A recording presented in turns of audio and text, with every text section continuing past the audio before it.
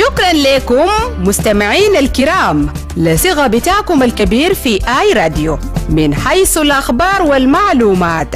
صغة بتاعك في آي راديو ذات من صغة الصحفيين عشان يلتزموا بنشر أخبار وبرامج الموزونة، ذات مصداقية للإعلام والتصغيف والترفيه.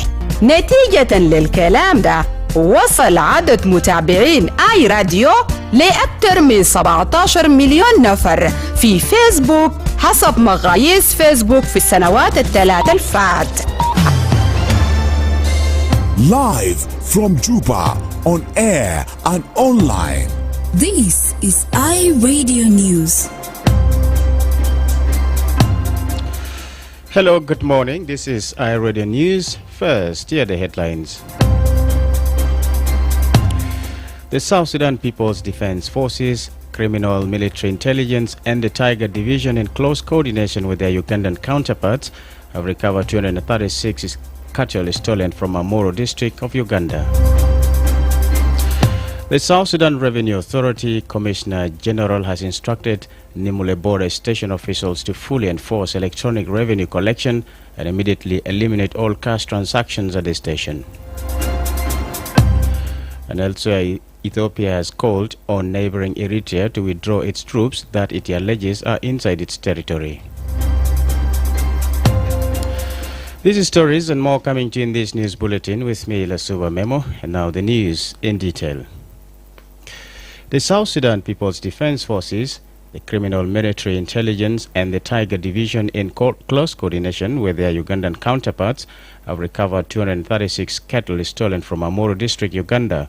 According to the press unit of the Office of the Mayor, Nimule Municipal Council, the recovery followed a joint security operation launched after the January 26, 2026 incident. Authorities reported that no casualties were recorded during the engagement. A total of 354 cattle were stolen during the incident, while 236 have since been recovered. 118 cattle remain missing. Security forces said the operation is still ongoing as efforts continue to trace and recover the remaining livestock. The cattle were formally handed over on February 2nd, 2026 to the resident district commissioner of Amoro, Ocheng Geoffrey Osborne. During the handover, Mr. Osborne commended East Equatoria Governor Louis Lobong Lejore and the Joint Security Forces for their swift response and coordinated efforts in recovering the stolen property. Officials reaffirmed their commitment to continuing the operation until all missing cattle are recovered and measures are strengthened to prevent similar incidents in the future. The South Sudan Revenue Authority Commissioner General has instructed Nimule border station officials to fully enforce electronic revenue collection and immediately eliminate all cash transactions at the station.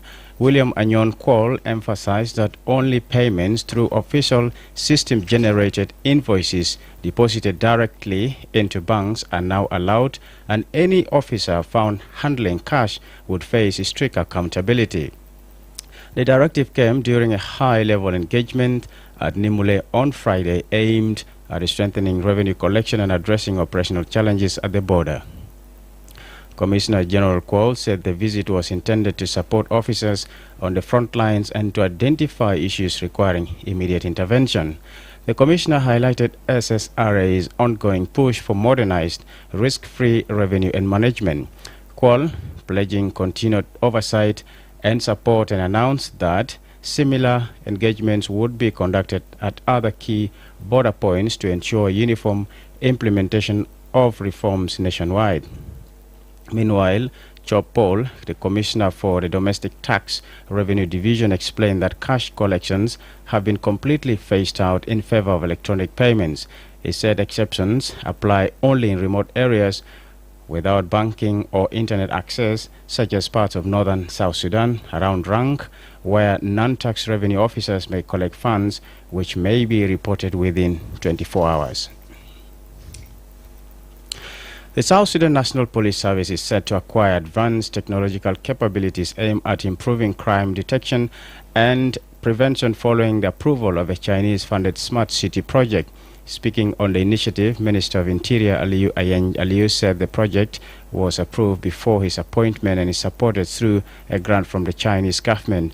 The initiative will establish a smart city system in Juba using electronic and digital technologies to monitor urban areas and support law enforcement operations. Hawaii's executive officer for South Sudan, Huang Shibo, said the smart city concept will enable the police to respond more effectively to crime through modern surveillance and data-driven systems. He added that while the first phase of the project will focus on Juba, subsequent phases will expand the technology nationwide. On his part, Hawaii's Chief Executive Officer for South Sudan commended the Minister of Interior for the strong cooperation, adding that the partnership between Hawaii and the government of South Sudan has created a foundation for a stronger working relationship. He said Hawaii remains committed to doing its best to contribute to South Sudan's development. In January 2024, the Minister of Interior reinstalled security cameras on the streets of Juba to monitor and trace criminal activities. This is iRadio Morning News. And on the international stage, Ethiopia has called on neighboring Eritrea to withdraw its troops that it alleges are inside its territory. The demand was contained in a letter from Ethiopia's foreign minister to his Eritrean counterpart, which also accused Eritrea of outright aggression, saying it was conducting joint maneuvers with Ethiopian rebels in the north and supplying them with weapons. Eritrea has not yet commented on the accusation, but has previously denied its soldiers had crossed the two countries' common border. There has been long history of tension between Ethiopia and Eritrea, which is split off from its larger neighbor 3 decades ago, and there are fears of renewed conflict. Finally, Ebo Taylor, the Ghanaian guitarist, composer, and band leader, whose work helped define the high life genre and influenced generations of African musicians, has died at the age of 90. His family has announced. Born Deroy Taylor in the city of Cape Coast in 1936, he rose to prominence during the late 1950s and early 1960s as high life became Ghana's dominant musical form. He played with era's leading bands, including the Stargazers and the Broadway Dance Band, and gained a reputation for a distinctive guitar style and detailed arrangements. Over a 6-decade career, he fused Ghanaian rhythms with jazz, funk, soul, and early Afrobeat, and went on to inspire musicians beyond the continent. This is iRadio Morning News, and to end this bulletin, here's a recap of the headlines.